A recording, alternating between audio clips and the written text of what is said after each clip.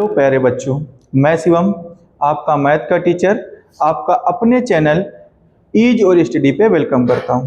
प्यारे बच्चों, आज हम क्लास 10th की मैथ की सीरीज में एक नया टॉपिक, कौन सा, क्वाड्रेटिक इक्वेशंस चैप्टर जो है वेरी इंपॉर्टेंट चैप्टर है। लीनियर इक्वेशन के बाद next chapter number 4 quadratic equation. इससे बहुत ही अच्छे क्वेश्चन पूछे जाते हैं। इसी में कौन कौन से श्रीधराचार्य फार्मूला जैसे अच्छे क्वेश्चंस आपको मिलेंगे।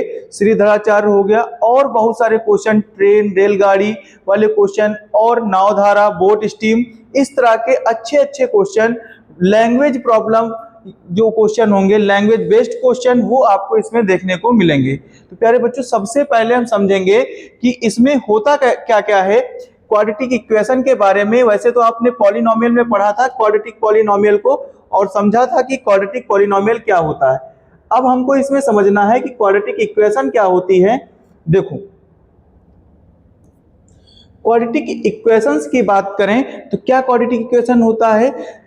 एक quadratic equation in one variable is an equation in which the greatest exponents of the variable is 2। क्या लिखा हुआ है समझते हैं ध्यान से। कह रहे हैं एक quadratic equation in one variable. हमको किसमें पढ़ना है, वन वेरिएबल में रीड करना है। कह रहा है एक क्वाड्रेटिक इक्वेशन होगी पर किसमें, वन वेरिएबल में हमको पढ़ना। जैसे लीनियर इक्वेशन टू वेरिएबल पढ़ते थे, linear equation in two variable में क्या पढ़ते हैं, टू वेरिएबल, उसमें टू वेरिएबल थे। पर क्वाड्रेटिक इक्वेशन जो है उसको किसमें पढ़ना है, वन वेरिएबल में हमको पढ़ना है। क्या कह रहा है, is an equation in which the greatest exponent. आपने पॉलिनोमियल में जब पढ़ाया था हमने, तो टाइप ऑफ पॉलिनोमियल याद होगा। टाइप्स ऑफ पॉलिनोमियल की बात करें, टाइप्स ऑफ पॉलिनोमियल में दो टाइप्स बने हुए थे इनका। एक था बेस्ड ऑन टर्म और दूसरा क्या था, बेस्ड ऑन डिग्री। किस पर, बेस्ड ऑन डिग्री। इन पे हमने बात की थी। बेस्ड ऑन टर्म में क्या क्या होते थे, मोनोमियल, बाइनोमियल, ट्राइनोमियल और पॉलिनोमियल। आपने पढ़ा था मोनोमियल में क्या था, मोनोमियल में ऐसे पॉलिनोमियल आते हैं जिनमें सिंगल टर्म होता है। बाइनोमियल में क्या होता है, ऐसे पॉलिनोमियल जिनमें क्या होंगे, दो टर्म होंगे। ट्राइनोमियल थ्री टर्म होंगे और अगर उससे ज्यादा टर्म है तो किसमें आएगा, पॉलिनोमियल में। सेम इसी तरह से बात करें तो सबसे पहले बेस्ड ऑन डिग्री पर हमने जो पढ़ा है वो क्या पढ़ा था, जीरो पॉलिनोमियल। जीरो के बाद में लीनियर पॉलिनोमियल आपने बात किया था। लीनियर पॉलिनोमियल एक अच्छे से लीनियर इक्वेशन टू वेरिएबल पर बात की, अच्छे से चैप्टर को रीड किया है। अब कहां पर पहुंचेंगे, लीनियर के बाद में जीरो में क्या होगा, जो डिग्री होगी, जो डिग्री होती है वो कितनी होती है, जीरो होती है। हाईएस्ट डिग्री पॉलिनोमियल की कितनी होगी, जीरो। अच्छा, डिग्री क्या होती है, जैसे कोई भी एक अलजेब्रिक एक्सप्रेशंस लिखी हुई है, जैसे लिखा है x power 7 plus x power 6 plus x square plus 5। तो अब इसमें देखें तो हाईएस्ट पावर, सबसे बड़ी पावर कौन सी है, सबसे बड़ी पावर की बात करें तो सबसे बड़ी पावर वेरिएबल्स की, कोई भी वेरिएबल लिखा होगा उस वेरिएबल में जो सबसे बड़ी पावर होगी उस एक्सप्रेशंस की क्या कहलाएगी, डिग्री कहलाएगी। तो इस पॉलिनोमियल की हाईएस्ट डिग्री क्या होगी, 7 होगी, क्योंकि इसमें सबसे बड़ी पावर क्या है, सबसे बड़ी एक्सपोनेंट क्या होगी, 7। कंफर्म हुआ होगा। देखो, बेस्ड ऑन डिग्री पे जैसे जीरो पॉलिनोमियल है तो उसमें डिग्री कितनी होगी, जीरो। लीनियर पॉलिनोमियल है तो डिग्री कितनी होगी, इसमें जो हाईएस्ट डिग्री होगी वो 1 होगी। अब यहां पर बात करें किसकी, क्वाड्रेटिक की, थर्ड नंबर पे आता है क्वाड्रेटिक। इसमें क्या होगा, डिग्री कितनी होगी, इसमें जो डिग्री होगी वो 3 होगी। कितनी होगी, इसमें जो हाईएस्ट डिग्री होगी, सॉरी, क्वाड्रेटिक में कितनी डिग्री होगी, 2 होगी।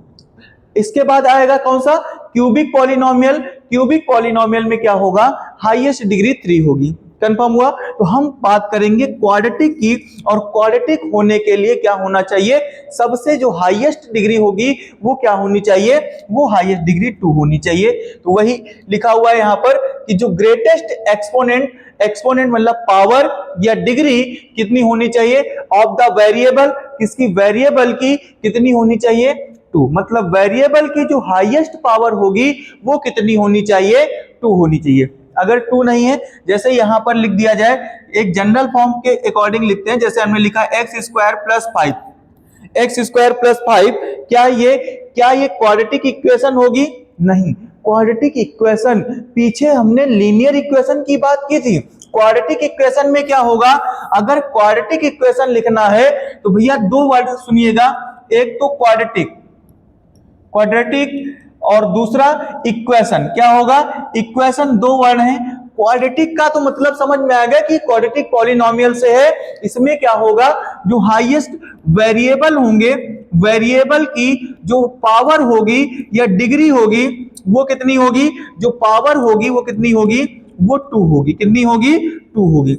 वेरिएबल की हाईएस्ट डिग्री या पावर जो होगी वो कितनी होनी चाहिए, 2 होनी चाहिए। बट इक्वेशन, इक्वेशन का मतलब लीनियर इक्वेशन इन 2 वेरिएबल में भी पढ़ा था आपने, क्या होता है, इक्वल टू में 0। क्या होना चाहिए, इक्वल टू में 0, मतलब वेरिएबल होना चाहिए और उस वेरिएबल की पावर कितनी होनी चाहिए, 2 होनी चाहिए, और इक्वल टू में 0 होना चाहिए। तो अब समझ में आया, क्या लिखेंगे, अगर हमको लिखना है तो क्या लिख सकते हैं, हम लिखेंगे एक्स स्क्वायर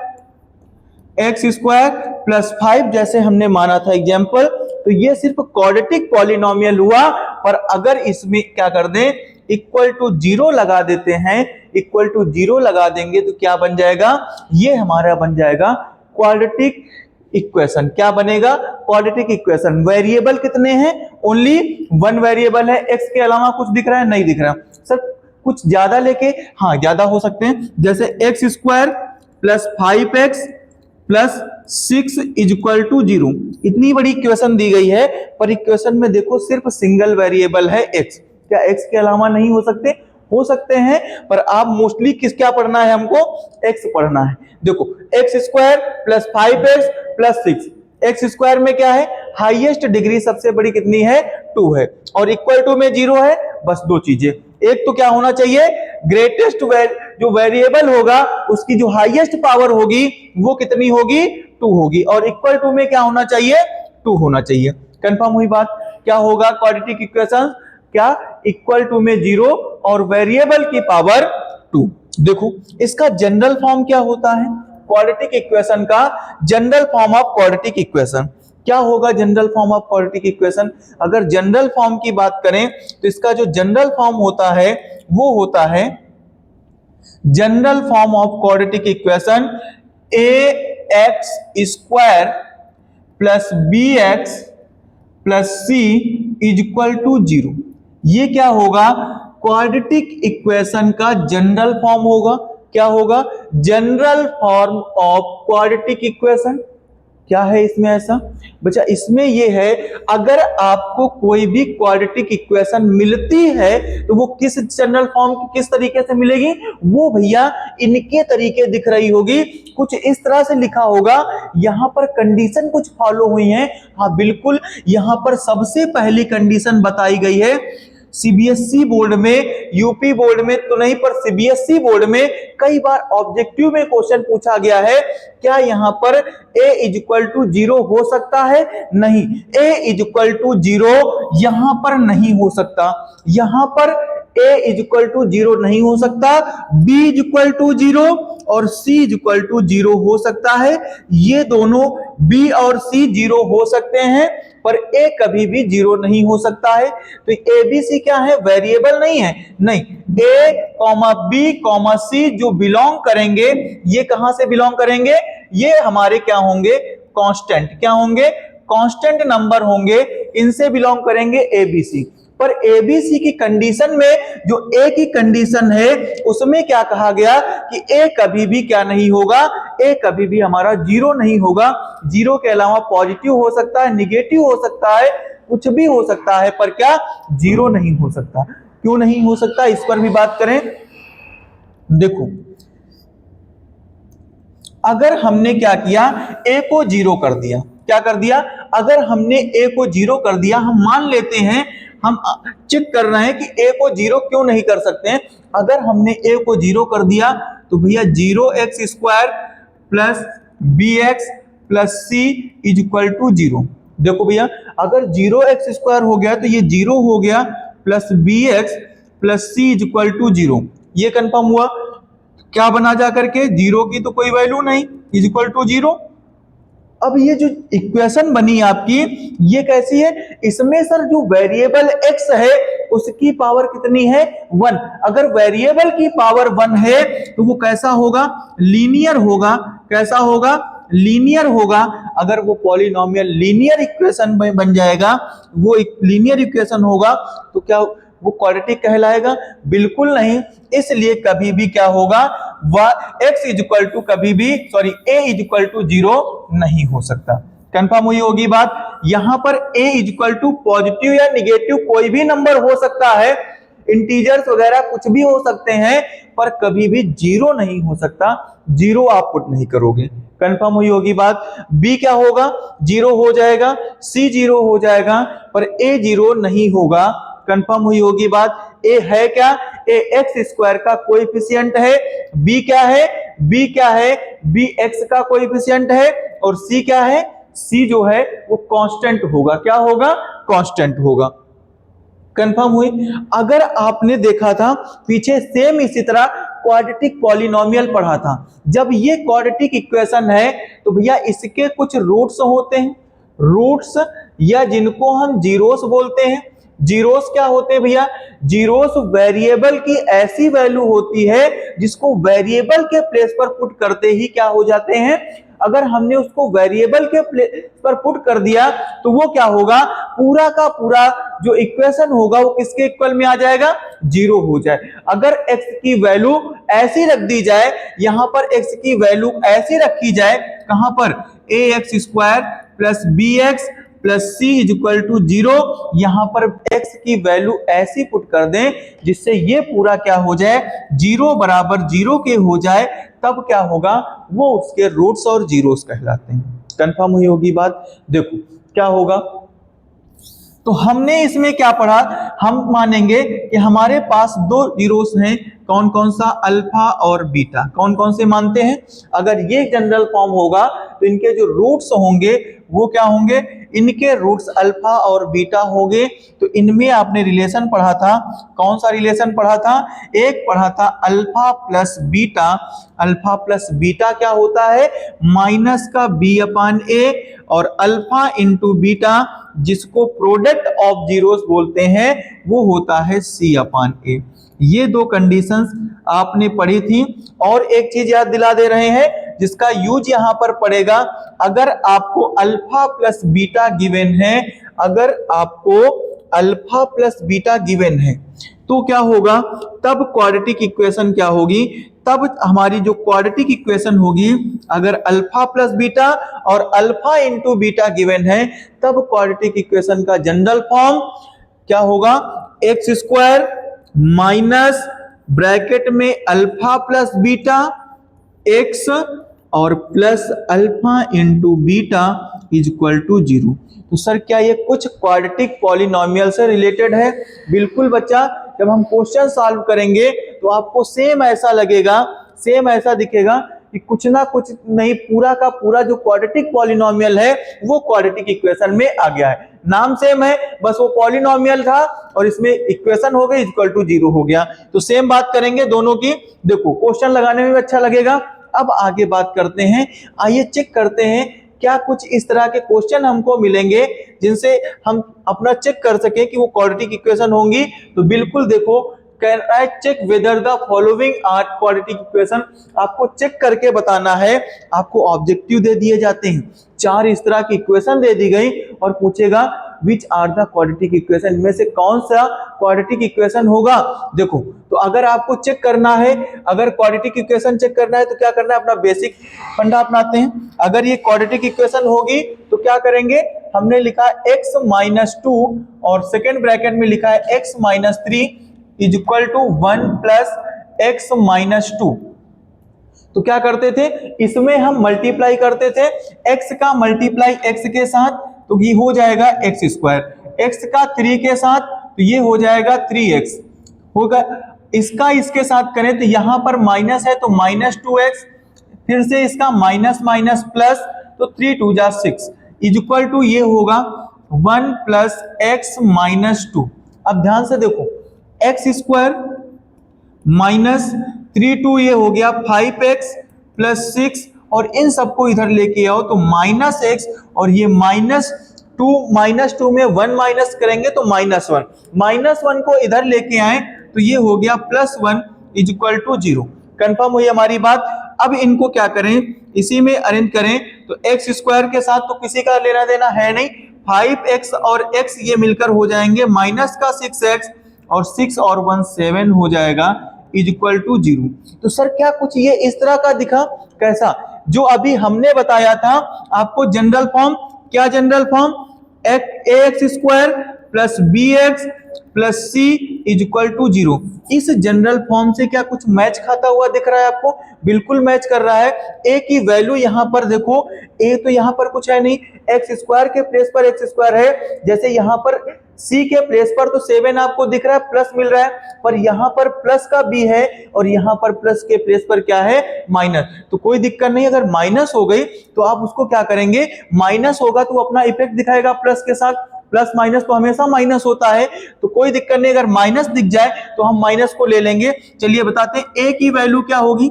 a की जो वैल्यू हुई, अब एक्स स्क्वायर यहां पर तो कुछ नहीं है, फिर भी हमको x चाहिए, तो क्या करेंगे, जब कुछ नहीं होता है तो x के मल्टीप्लाई में क्या होगा, उसका कोएफिशिएंट क्या होगा, 1 होगा। हमने 1 मान लिया, a की वैल्यू आ गई। b क्या होगा हमारा, b जो होगा यहां पर 6 है x, तो क्या हो जाएगा, b को कंपेयर करें तो -6 होगा। अगर प्लस के अलावा यहां पर माइनस दिख जाता है तो उस माइनस को तुरंत साथ ले लेते हैं, -6 हुआ।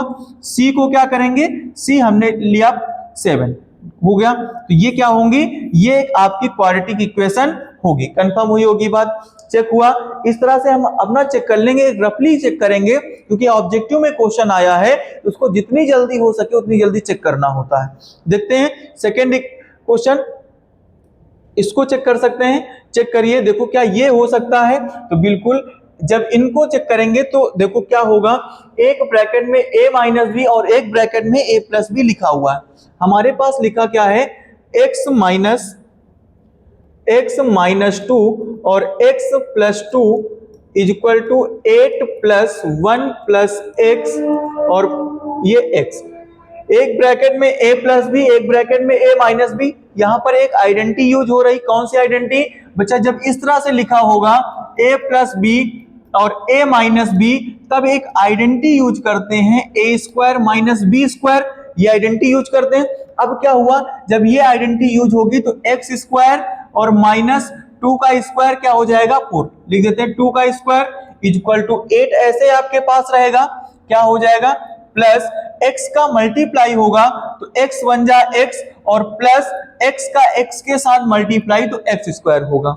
अगर बोथ साइड में सेम वैल्यू सेम साइन के साथ अगर दिख जाती है तो क्या होगा, वो दोनों आपस में कट जाती हैं, माइनस हो जाएंगी, तो एक्स स्क्वायर से एक्स स्क्वायर का तो काम खत्म हुआ। क्या बचा, अब यहां पर बचा माइनस का 2 स्क्वायर मतलब 4 is equal to 8 plus X, तो इसको भी उधर लेकर के जाए तो क्या हो जाएगा, 0 इज इक्वल टू ये हो जाएगा 12 प्लस एक्स। अगर इसको करेक्ट फॉर्म में लिखें तो x plus 12 is equal to 0।